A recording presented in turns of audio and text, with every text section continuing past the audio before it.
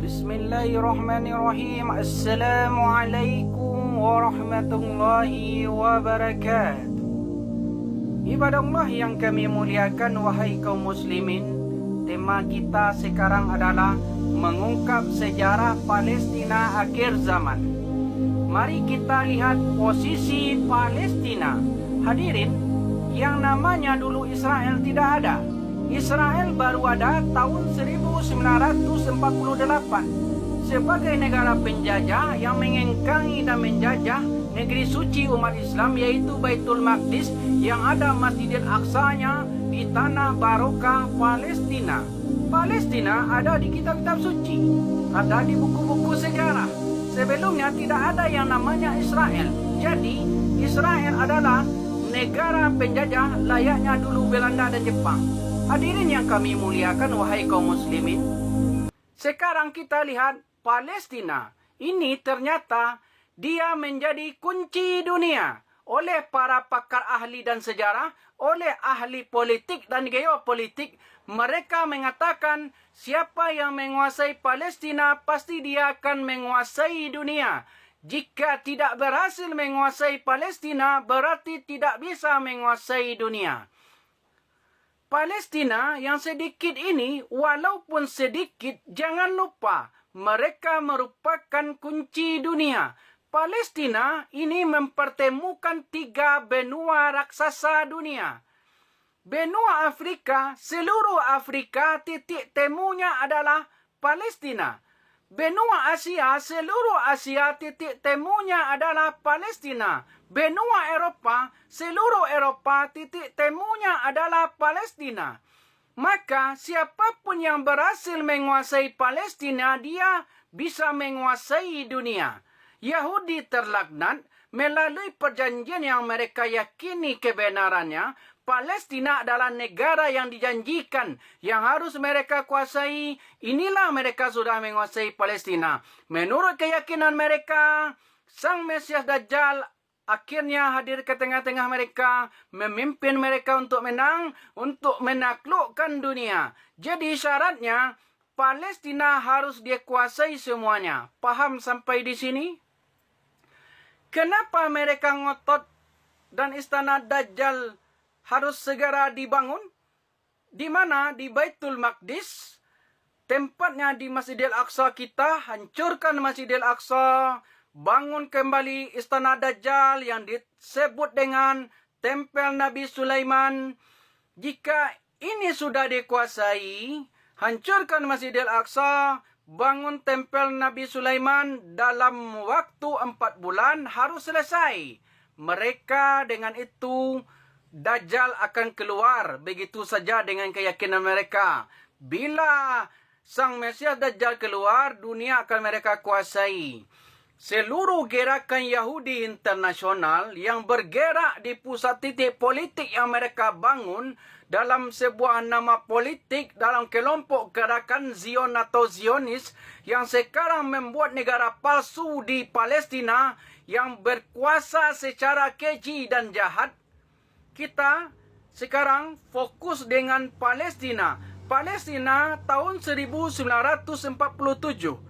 Berdiri negara yang disebut dengan negara Israel tahun 1948.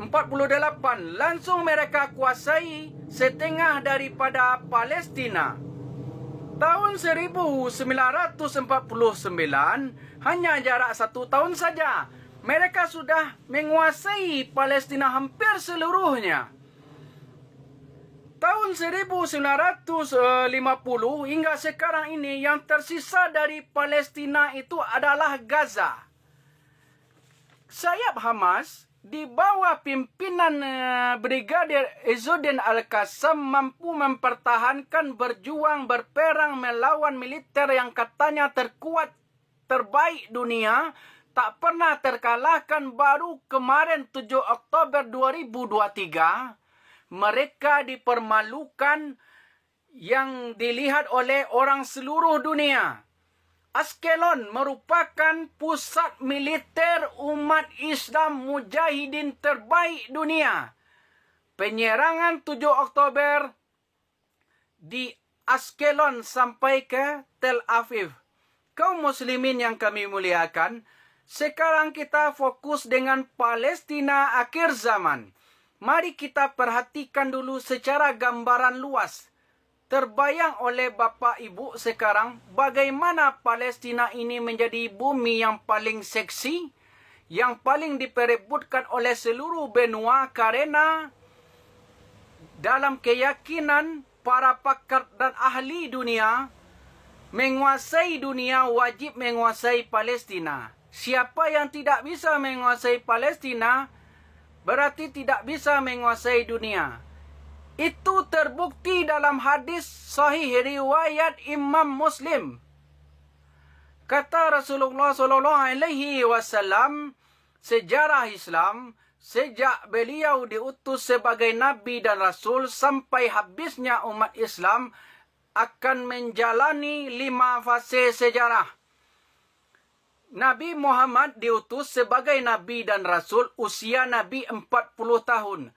Start fase pertama, kedua, ketiga, keempat dan kelima. Lalu umat Nabi Muhammad habis sedunia. Kenapa habis?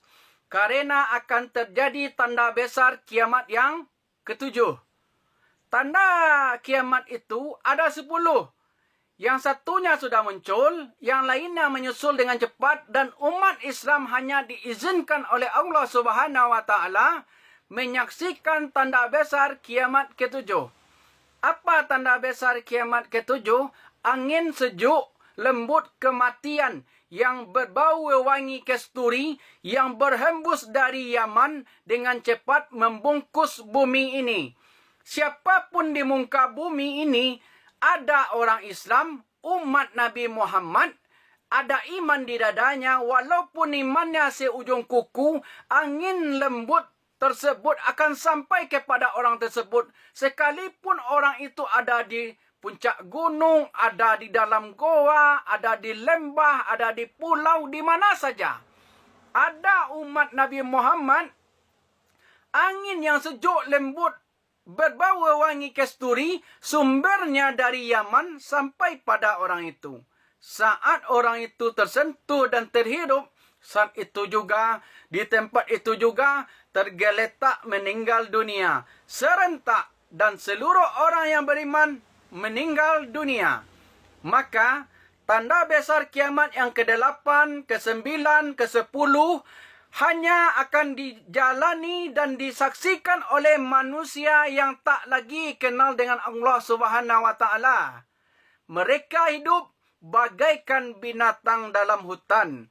Kata Rasul, 1 atau 2 generasi setelah habisnya orang Islam ini, barulah kiamat besar, kehancuran alam semesta.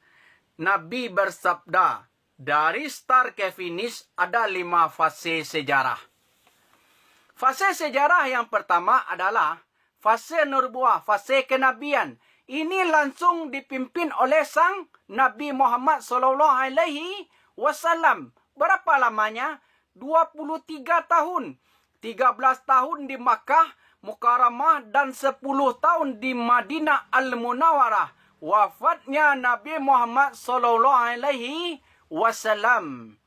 Fase sejarah kedua adalah fase ini, kata Rasulullah, digantikan oleh Khulafaur Rasyidin untuk menggantikan posisi Nabi Muhammad dalam memimpin umat Islam lamanya 30 tahun. Ada 5 khalifah di dalamnya. Abu Bakar Siddiq, Umar bin Khattab, Utsman bin Affan, Ali bin Abi Thalib, Hasan bin Ali Abi Thalib.